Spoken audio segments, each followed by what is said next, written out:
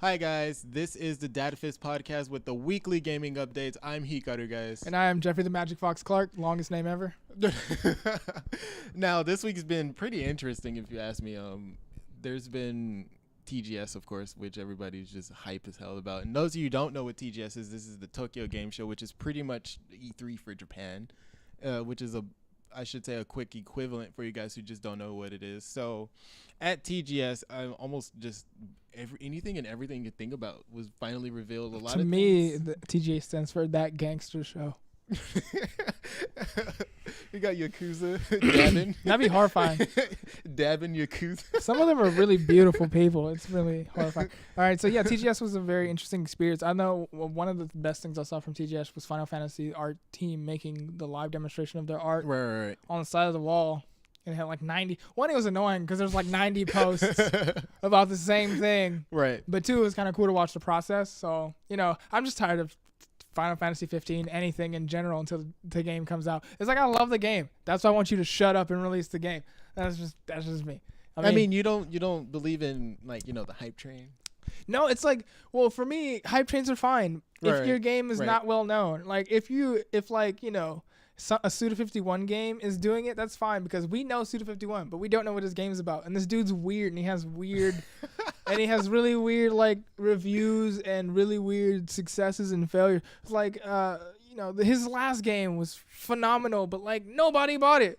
Right. So like if he was doing that, well, not nobody, a good amount of people bought it, but Killer is Dead. Great game. I loved it. It makes fun of Japanese culture and American culture at the same time while being dope. Great voice acting, great fighting style and all that stuff. But a lot of people I know passed it over. So like if they were doing the Final Fantasy thing where they were just using all this money to get people interested, hell yeah, I'd be in. Let's do this. The game was worth it. But if it's like Final Fantasy where we know the game is coming out and you just keep giving us trailers and I'm just like, dude, it's like my mom going, I'm baking cookies, but not till 9 p.m. It's like 8:58. I'm baking cookies, but not till 9 p.m. It's just bake the cookies.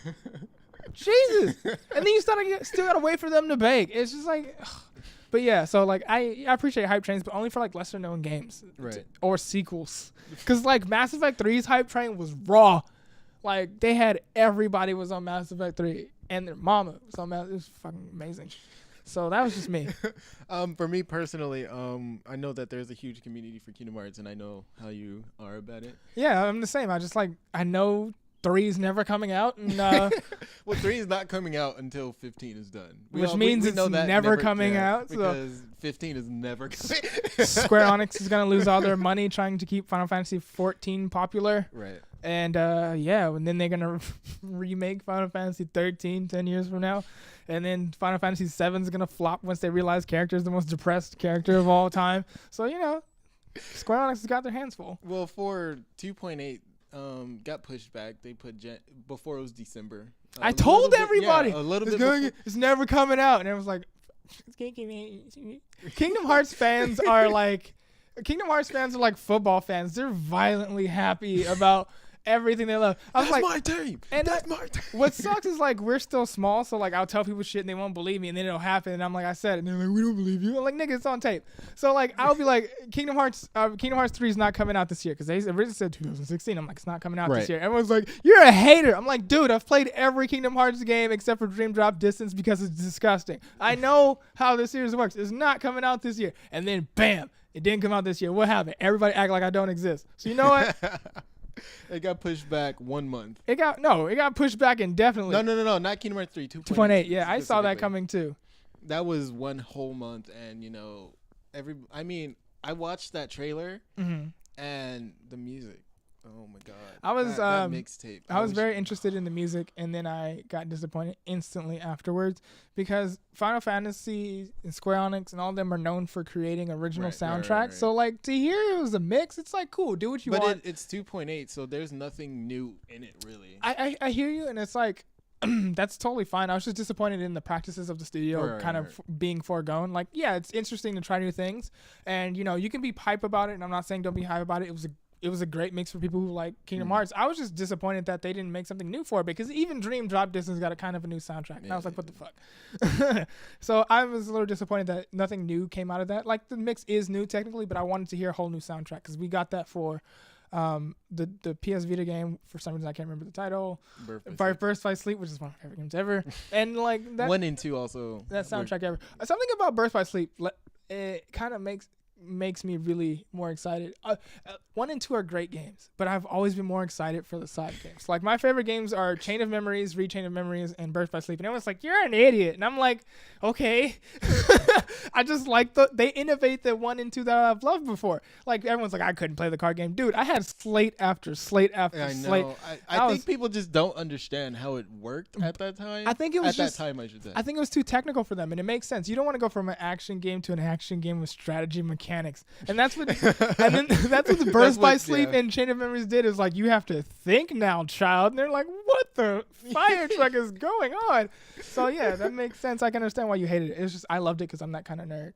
So just last thing before we move on to the next one, why didn't you like Dream Drop Distance? I don't like Dream Drop Distance because for the same reason everybody else hated Dream Drop Distance. It made no goddamn sense. Like, it was the game that was like, we're gonna explain everything by creating more questions. I was like, what is this game? What is this game? Like, Birth by Sleep. This is what Birth by Sleep did. Right. They're like, we're gonna expand on before and after the Kingdom Hearts games, and then create more questions. The reason why I'm okay with Birth by Sleep versus Dream Drop Distance is because they kind of established themselves as, this is what's happened before, and this is what's supposed to happen afterwards. Right. And it was super loosely tied in. It was like, okay, so it was just you see this blonde kid, he's a part of Sora now. End of game. Here's some new characters. Peace out. This is what Dream Drop Distance did. You know these 3 characters that you know and love? Well, they were making out with these 3 characters, right? And then they had these fake-ass babies that decided to join a gang. And that gang was like, we tired of being fake babies. It's time to be real babies. Right. Oh, there's a time paradox. Let's fuck up the universe. That's what that game did. And then the third party came in and was like, I can time travel. Yeah. And then the dude that couldn't time travel learned how to time travel, which means from the same guy. He was himself from the future. Which means he was in the first game anyway. What? It was stupid. It was stupid. And you know what? What I like about Rechain of Memories? All it said was, this is what happens between 1 and 2. End of story. That's it. They didn't try to be more than it was. All it did was show you how powerful the organization was. Sora's still kind of a dumpy idiot. And, a bunch of new characters who are going to be way more important. And, are you sexually excited to see the human Axel? Of course you are. That's what that game did. Yeah. I mean, for me, these last 2 points, actually, for Dream Drop Distance, for me, I hated how dumb Sora was compared to it's like he downgraded. Sora's always been dumb. No, okay. But this was, like, worse. This was just like he was just trusting anybody, and then he'd get butt raped. Let me give you Sora's life decisions. There's a bunch of evil shit coming out of this door. Let's open it. Mysterious figure offers his hand to me in a place that will kill me. I'll take it. Okay? Sora's choices are terrible. They're never good choice. Sora is that kid that you tell not to talk to strangers, and he's just like, fuck it. I like strangers. That stranger has candy. I'm going to follow that hooded man. Into his truck with candy. Sora is ridiculous. And that's why Donald hates him, because he's a freaking idiot. Yeah. And that's why Donald technically hates him, yeah. And that's why I like, it was a spat, but like he acts like he hates him. But it was like in Rechain of Memories or Chain of Memories, they had that argument. Like, Sora, you're being an idiot. Okay, save Kairi. That ain't Kairi. I'm losing my memories and I know that's not Kairi. What is wrong with you, child? What the and then Goofy's like, let's not. He's like, you shut up, you shield throwing mook. And he was just going ape shit. Yeah. I love Donald. He was oh my god. His wife wasn't putting up with that shit. The last thing was that this is a very good point. Okay. In Kingdom Hearts 3, there was this YouTuber I was listening to. He wasn't like all the mainstream Kingdom Hearts YouTubers. Okay. He was literally criticizing Kingdom Hearts. He was like, I don't want Sora in Kingdom Hearts 3, but not in the sense of like, I don't want him in the game, but more of like, I don't want him to end the game, because when you think about it and you re-roll your memory, he has nothing. He has no anger or no reason to kill Xehanort. He's never even met the guy. He's never met besides Ansem, but he killed him. That's a good point. You know, that's why I was making fun of Sora's choices, because if you really pay attention to his entire storyline, Sora doesn't need to be there. If you tell me what Sora's motivation right now, which any storyteller, if you guys are nerds, right, you should know this by now. What's Sora's motivation for doing anything? Nigga likes exploring. That's all you get. Like, dude wants to see stuff and help his friends, who, by the way, kind of aren't his friends. They're just like, Donald and Goofy were supposed to find you to make you do the things that they can't do. So you're kind of a slave right now, bruh. If your only motivation to kill Xehanort is because these two random dudes you met told you to. Right. So like, I get it. That makes sense. It's like, so his reason for being there is weak sauce. And this is why I criticize Final Fantasy X and a few other Final Fantasies where it was like, hey, these random, and other RPGs where it's like a team, but these people are randomly there. It's like, Waka, why are you joining this girl who's gonna die? Well, I don't want to watch her die. Don't join the party, Waka. What are you? The only people in Final Fantasy X that should have been there: Riku, Titus, Lulu, Kamari, and Yuna. Yuna had to and be Titus. There. That's it. Had to be there. Auron didn't even need to be there. Yeah, he was kind of like, sure, he made a promise to his father, but like, it would have made more sense for Auron's, spoiler alert, undead ass to go kill Seymour before any of that happened. Because, spoiler alert again, Auron already knew who the bad guy was.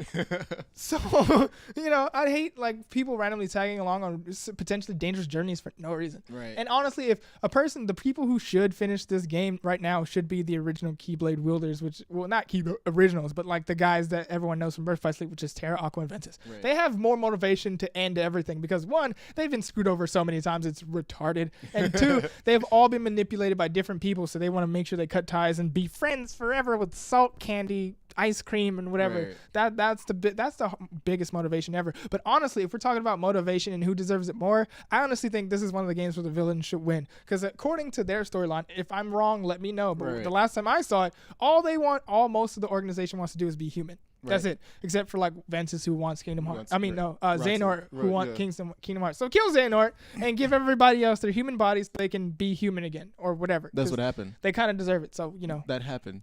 Oh, yeah. For who? Oh, yeah. Yeah, they killed Xehanort and then they killed their nobodies and then everybody became human. Yeah, and that's why everyone's... Okay, so actually... So, yeah, then nobody needs to do anything in this game. So, well, they need to stop the original Xehanort. Yeah, but he's like that's popping like through. Said. Okay, this is taking too long. Xehanort is popping through time doing dumb shit, which means he might retcon something, which means the nobodies will probably, in the Heartless and the nothings will probably show up again. So, you know, I don't really... 3 at this point is so far gone from when I pre-alpha the game that I can't really help you in terms of what is going to work and what's not. But all I know is the game, I stick to my statement, is Kingdom Hearts a great game, but it has the shittiest storyline of all time. Thank you. So the next thing is that the Last Guardian actually got a delay, and I'm actually kind of mad. I said that at E3. I said it. I said that at E3. That delay. I said it. Everybody was like, "Well, it's coming out." I'm like, "No, it's not coming out." And you're like, "Jeffrey, why?" Because it's one guy and a few friends in the studio trying to self-finance. It's not coming out, right. And Sony's not helping. Because Sony would have put their fucking logo in. No, it's not. I knew it wasn't coming out. And what sucks about this game is it's hit that point where, one, we haven't seen a whole lot of crap from it. Right. And two, is we've been hyped for it for so long that it's going to be that thing where if one person plays it and it's not good, they're going to lose all that money and all that time. And The Last Guardian will be a forgotten memory with a big-ass hype train that ran out of steam. And it's going to suck. Right. It's like me saying, I'm going to bake some cookies. I'm going to bake some cookies. I'm going to bake some cookies tomorrow. Oh, wait, I'm going to bake some cookies tomorrow. And everyone's just like, kid, fuck yeah, cookies. Chocolate chip cookies. And everyone's like, son, I thought it was going to be a new type of cookie. You know what I mean? It's like everyone's running up this mountain, and at the other side of the mountain is a cliff. And everyone's just like, yeah, the mountain. Boom. And you fall thousands of feet because you set up, you know. So, I hope the next date that they choose is like the official date, because if not, it's looking pretty grim for Last Guardian, because Last Guardian looks like an exploration game, and it's kind of hard to make that type of game really, you know, enveloping. Like it worked for Zelda, but that's because Link and Zelda have been around for like 20 years. You can't really do that with a new game anymore. I mean, for you, what do you think would not ruin it when it does release? I mean, because obviously, what will it need to succeed? Yeah, like because anytime a game delays, that's already people are going. Oh yeah, they're fixing something, right. or I'm already losing interest. The only thing that it would need to succeed is just its developers, touch. Because this man is like the Miyazaki of making video games. I've never heard a game made by him crash and burn super hard. Like, yeah, you enter cult status, but cult status means you at least made some money off of it. If not 10, 15 years in the future, you've made your money back. You've got a little bit of money off of it. You've got fans buying merchandise and stuff like that. Right. So you're still, like, while you lost money in the interim, you're going to make your money back way later when you probably already solved your issues. So, so in the long run, it's going to be great. And that's kind of what happened with Justice League. Justice League wasn't that popular, and then it fucking randomly caught up, and everyone loves Justice League. So, as long as it has his touch on it, and he does what he's known for, good story, great, gameplay, a non-intuitive style of making a game where it's just like, this is interesting. Because no one before Shadow of Colossus was thinking, all right, and no one's done it afterwards, where it's like, here's a big-ass open world. You're only going to fight, like, less than 20 creatures, and you're going to like it. I mean, with Shadow a character that doesn't talk. Did it very good. With a character that doesn't talk. So, yeah, as long as he's got his style in there and it's really new and people enjoy it, he's going to be fine. But like I said, I'm pretty sure it's going to be that cult status thing where he's not going to make a whole lot of money. He'll probably get a swell of people buying it because they've been waiting for it. And then it's going to Pokemon Go and just swan dive. And then it's going to, like, come up later.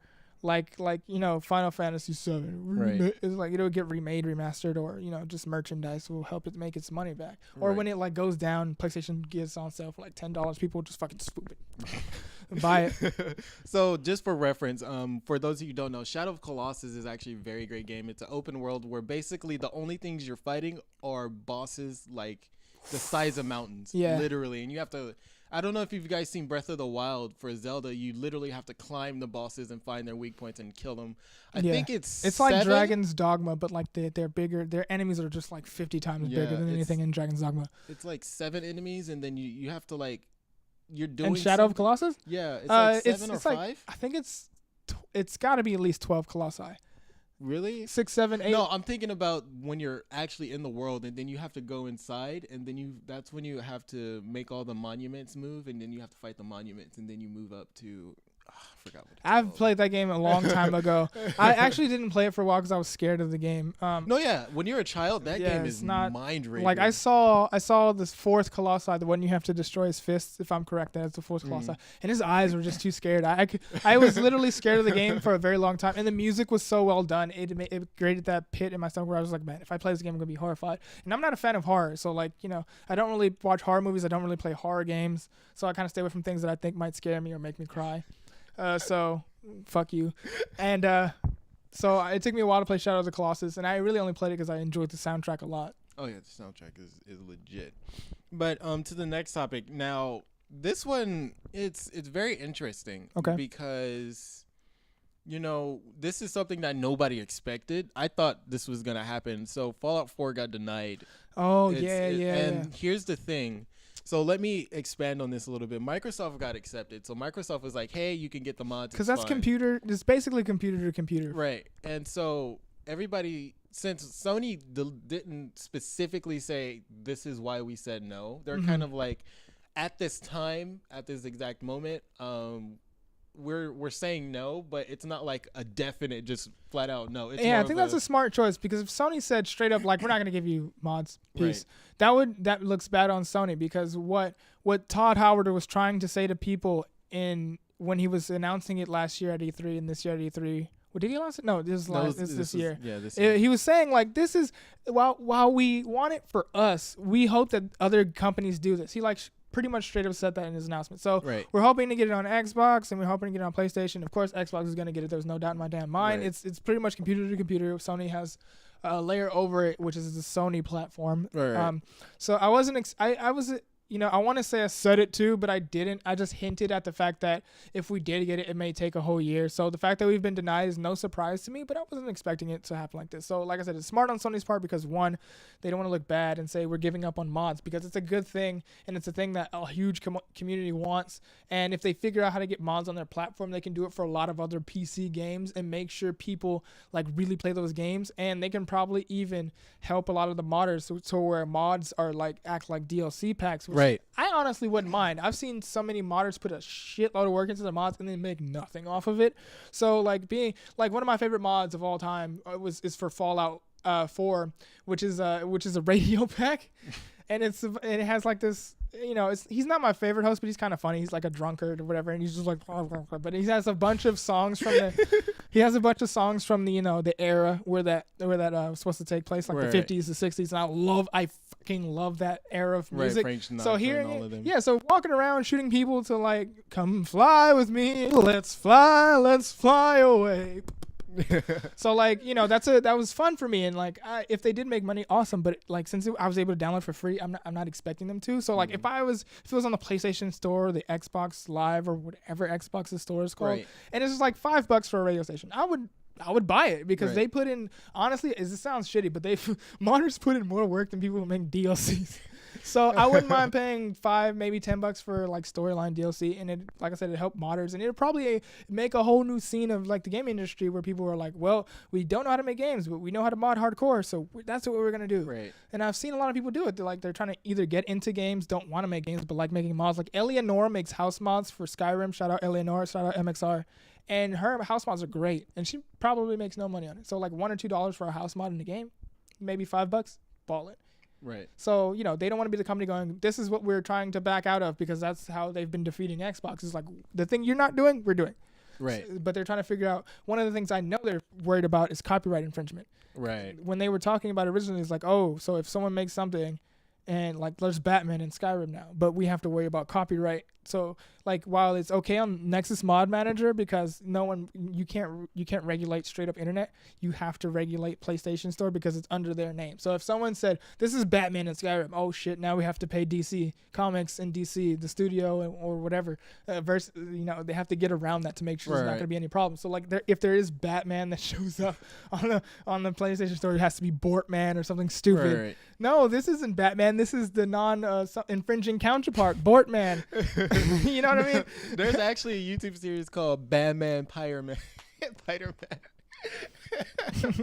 No, but go into the rabbit hole a little bit on the same topic. One of the things that, well, again, this goes back to what I said about, No Man's Sky. When you don't give a exact answer, the community makes up, or I should say try to make up. And one of the things is that they were like, well, we think they're saying no because of the type of mods, and this is slutty mods. I love slut mods. Yeah, it's kind of a double standard, because I'm sitting here like, Microsoft did it with no problem. Whatever mods that they have.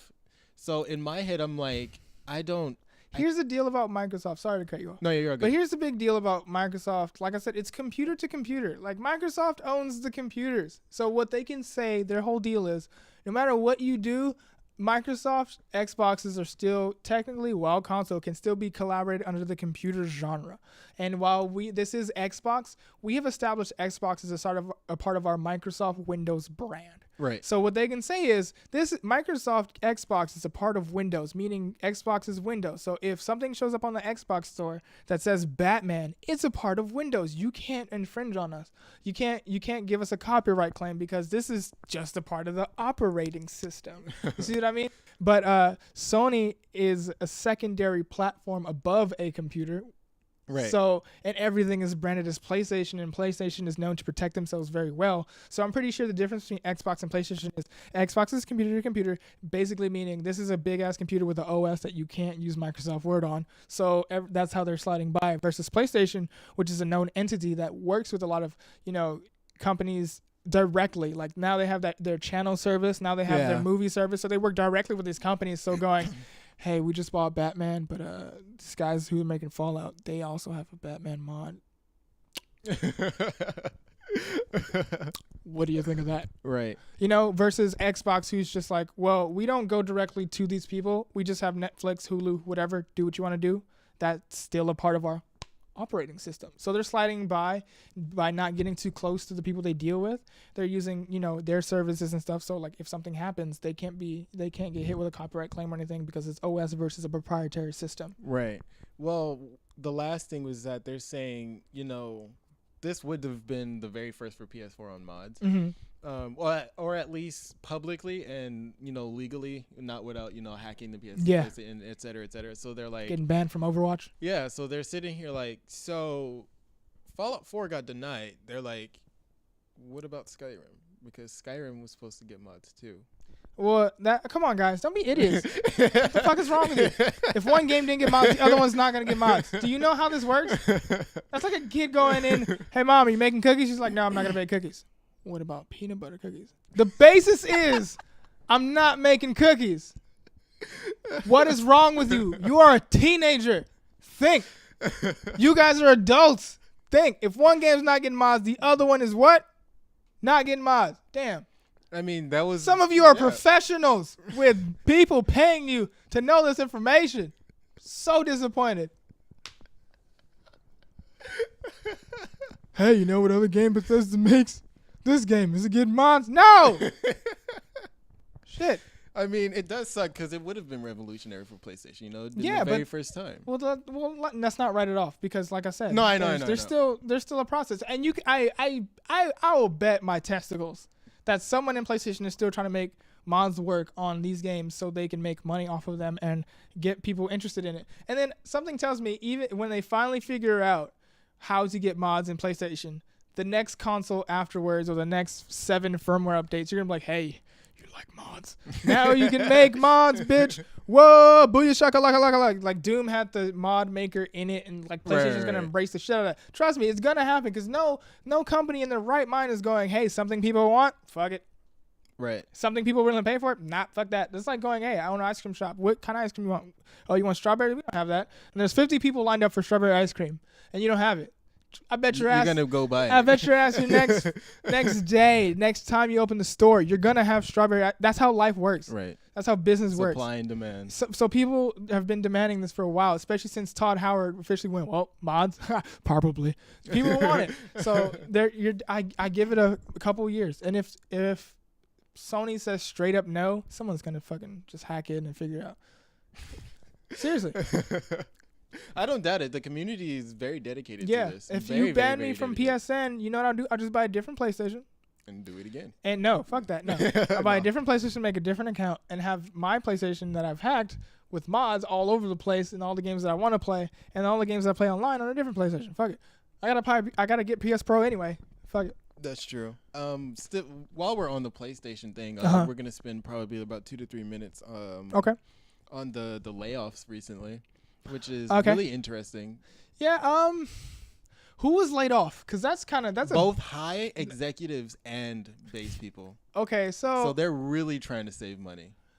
I wouldn't say that. Sometimes you just fire a shitload of people because your company's getting convoluted. Like where you figure out, like every once in a while, what'll happen is you'll grow so big, you figure out that there's certain parts you don't need. Right. Yeah, so I'm pretty sure whoever they fired was either not doing their job well, was unneeded, or they're probably trying to save money. So it kind of depends on who was like fired. Like big executives getting fired in PlayStation. Well, yeah, they didn't give specifics. They just said for sure high executives and of course I bet you it was just them going, we just don't need these people. PlayStation has too many fucking people, and we just get out of here. We don't want to pay you anymore, and that's kind of true. Like it's shitty, but like, and it's fine actually. It's normal. It's totally okay, and it's fine. But like, think of it like this: you have a house. The house is making money, and then you realize there's 70 people in that house. You kind of eventually just gonna want those people to go because one, all that work you're doing is probably collaborated between 40 out of the 7 people. Right. So why don't you just give it to the other 30 or whatever? I'm probably bad at math. 4, 5, 6, 7. Oh shit, I got it right. What? So yeah, you can just if you can get rid of 30 people, get rid of 30 people. So if you had to guess, why do you think they did it? Well, outside of course, what you just said, because a lot of people are saying. Like I had originally told you, they're like, they're also laying off development studios that they're partnered with because they're like they're not selling. So what else do you think could be it? Man, okay, so whatever I say is a shot in the dark because business is broad and gaming is broad. But if I had to assume why they laid off not only high but low, my best example would be they just don't want those people anymore because you have people. The thing is, like, if you think about a business, you've fired the high and the low. So you fired the people that Okay, so you fired the people that work there and the people that tell the people that work there what to do. So you probably fired a whole, let's assume it's a department's worth of people you do not need. Right. Especially with so many contractors out there.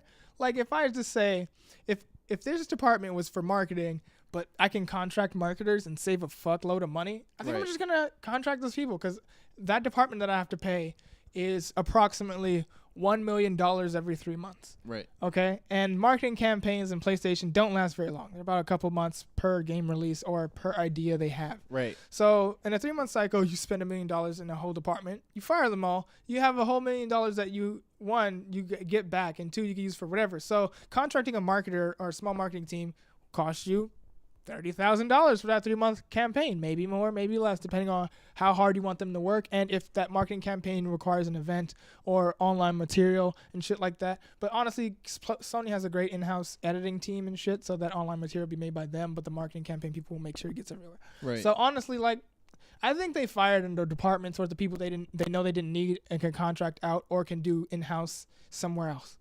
That's what I think happened. Because let's be real, Sony has, I want to say 3 big divisions: San Francisco, Santa Monica, and I think San Jose or some other desert location that's really big. And like 90% of those people, I mean, a good chunk of those people are either working on a game, working on making that game famous, or paying the bills and making sure, PlayStation events get big. And like that, all of that can be done within 100 people. So let's say that's 600 people. So anything outside of that is just skim milk. Like, I mean, you can get rid of it.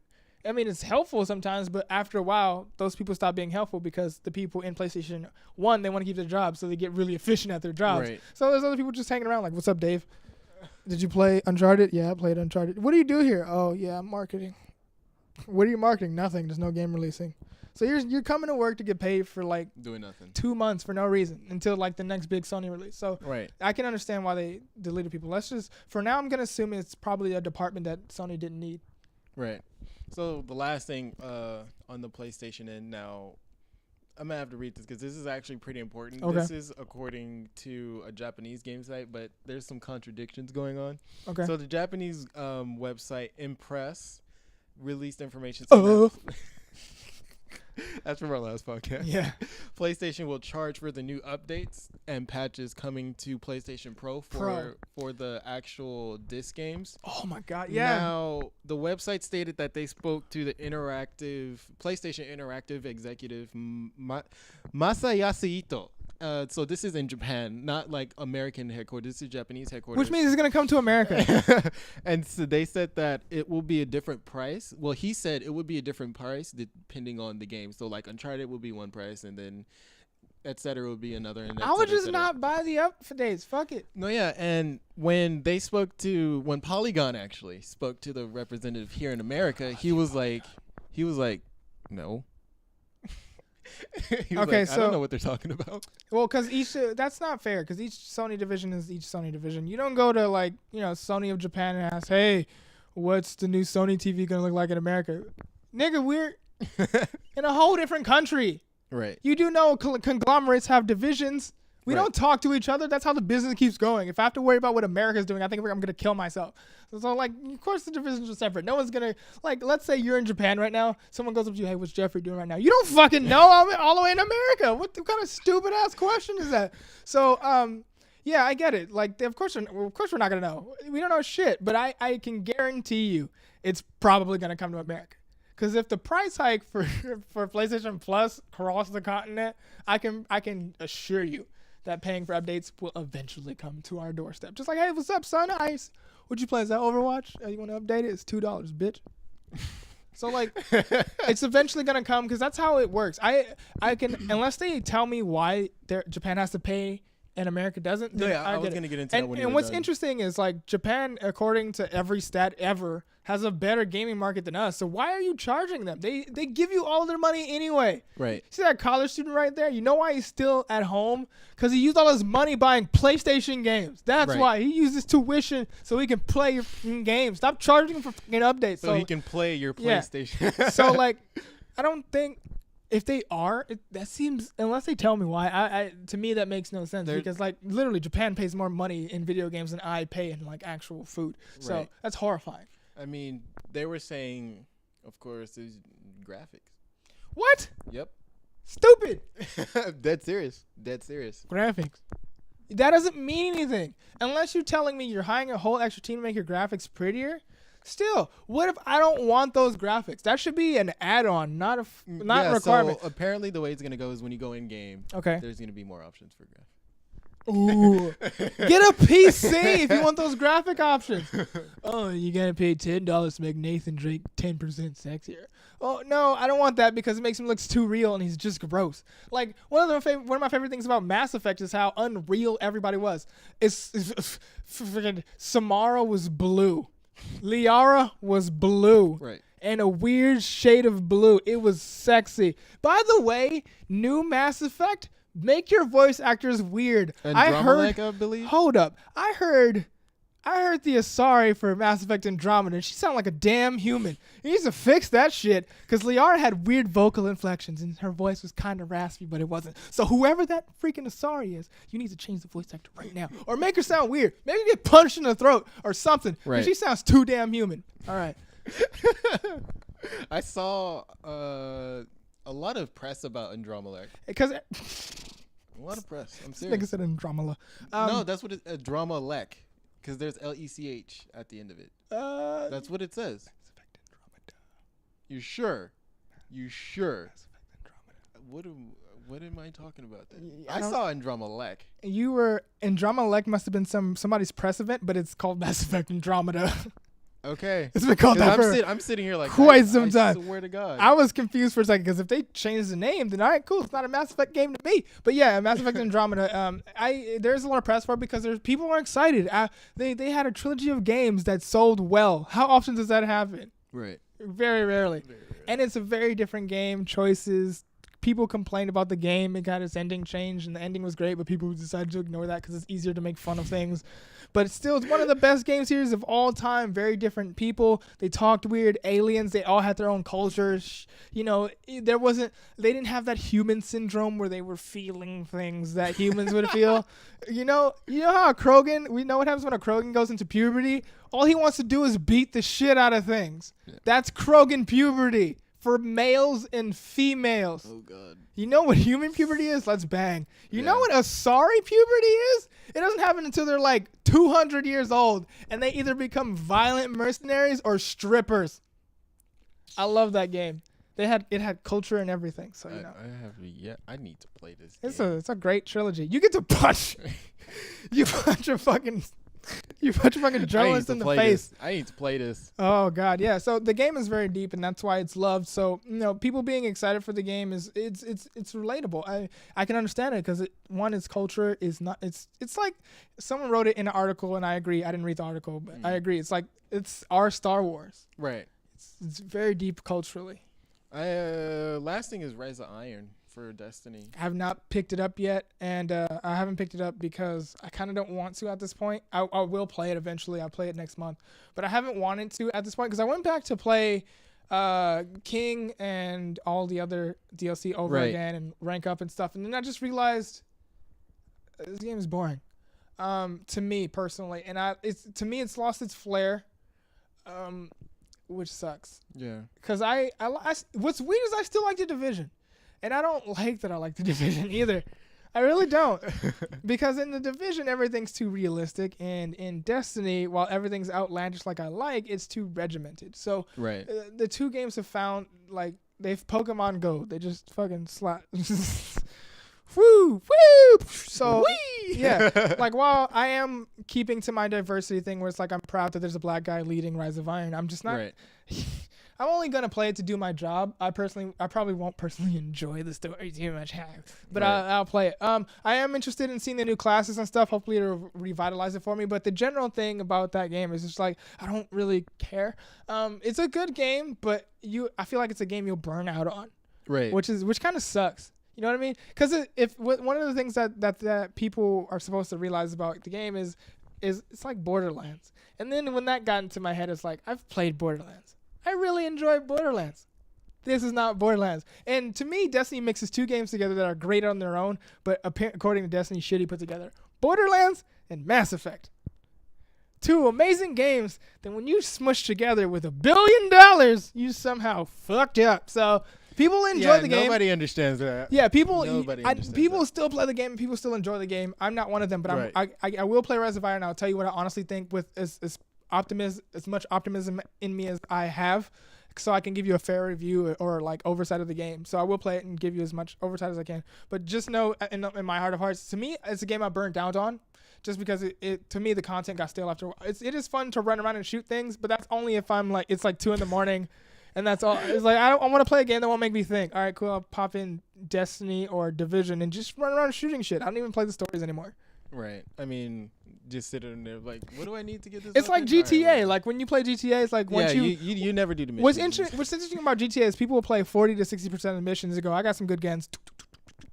And every time they pop in GTA, it's to shoot things or to like see where you can go. Right. You know, so that's how I feel about it. It's like GTA, Mass Effect, and Borderlands put together, and I just burnt out on it. That's personally me. Like you play it.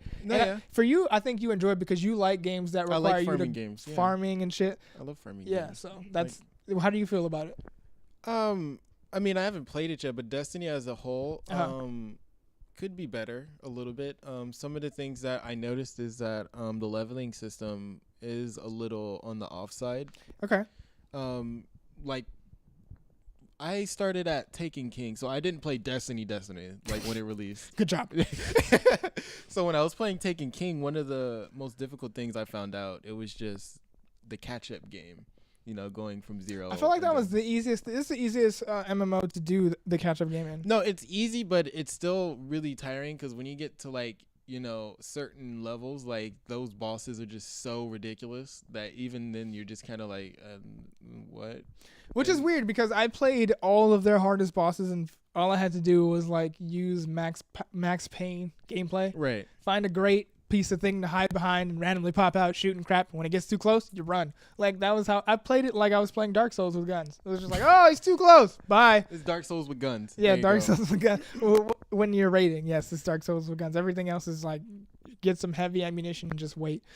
Yeah, I mean the last thing for me personally, although I like farming a lot, as you saw me with Warframe, like with No Tomorrow. Warframe is a great game, and I give Warframe my highest of praises. But like I said, I'm not a big fan of farming games, so I don't play it too much. I honestly wish Warframe was like Devil May Cry, which is just an action game where you can just have an arsenal of weapons and an arsenal of ninjas to go through the game with and do whatever you want. But for me, it's just like it's too much farming. But it's a phenomenal game. DE was saying that they were like, we don't hide that this is a grind game at all. Like I love it. We don't hide it. I absolutely love that they did that. And what I love about them is they're pretty fair. They're like, here, we're gonna give you like the female. If you like all the females, we're gonna give you like some of our females for like $20, and you can just lose your shit in the game. And get all of them. Yeah, and then like to add slots is like 50 credits, 20 credits, which is not a lot. Yeah, especially when I saw like how much money you have to pay to get 20 credits. Like, okay, that's fair. It's like less than $1. I just didn't want to dip money in the game because it was like I didn't have that much money at the time, and two, it was just like I felt like I was cheating. Right, but so for Destiny, I feel like the rare stuff is a little bit too outlandish to get. Just it's fine, and I understand it. It is rare weapons. No, but it's like a little bit like if you're not OP already. To me, it makes sense because when you have to base all your stuff on your fan base. No, yeah, of course. Like remember when let's say WoW came out, and WoW's legendary weapons were so hard to get because there were billions of millions or whatever people playing.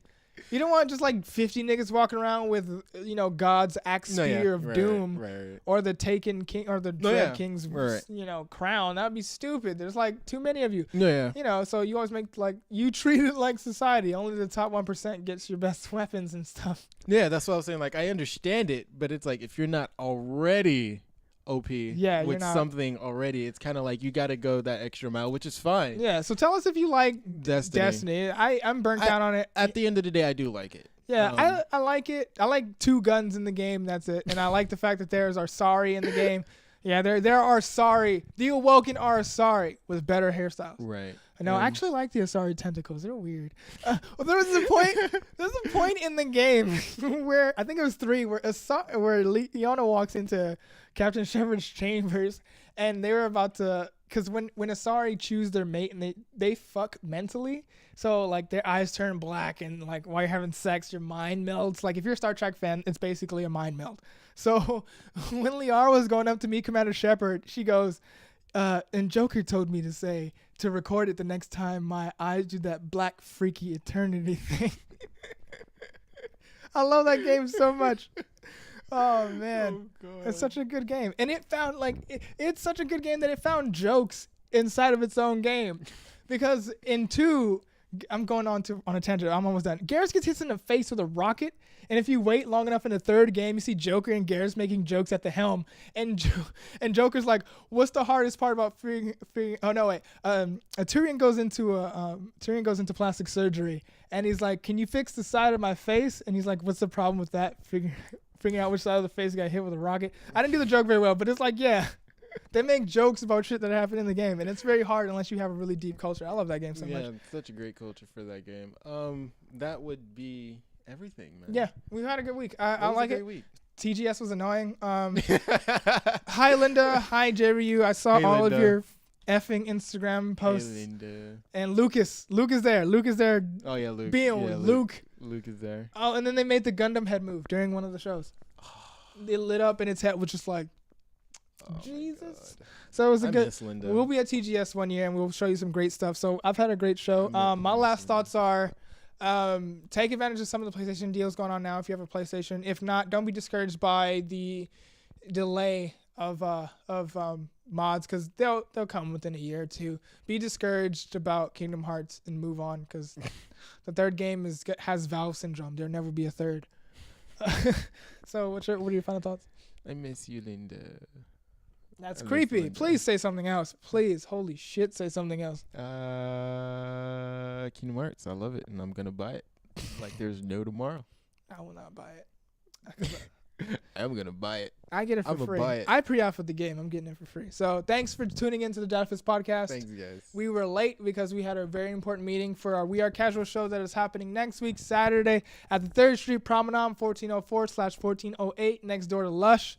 We hope to see you there. 10 online and 12 at the door. I'm going to post the link inside of our update and chat, so you can just click on it, decide if you want to come to the event or not. Please make sure if you want to come to the event and you want to buy at the door, come early and have an extra $2, because we're doing 12 at the door. Sorry, pre-sale is really important. Right. So come early, because if we run out of seats, we're going to leave you outside, unfortunately. Bye, guys. Bye, guys. Hit the button. This is your show. You hit the button. No, you hit the button. Okay, it's going to keep recording. All right.